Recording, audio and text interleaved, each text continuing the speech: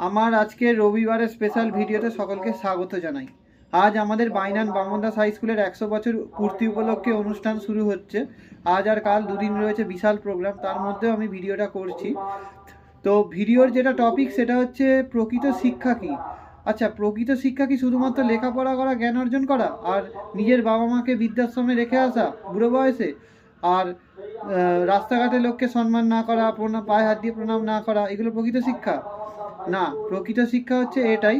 সেটা হচ্ছে রাস্তাঘাটে বড়দের সম্মান করা, নিজের বাবা মাকে সম্মান করা, পায়ে হাত দিয়ে প্রণাম করা, রাস্তাঘাটে বৃদ্ধা বা অন্ধ ব্যক্তি পার হতে অসুবিধে হলে তাদের সাহায্য করে পার করে দেওয়া, এছাড়াও গরিব মানুষদের পাশে দাঁড়ানো, তাদের আর যার সত্যিকারের প্রয়োজন আছে তার পাশে দাঁড়ানো, এটাই কিন্তু প্রকৃত শিক্ষা।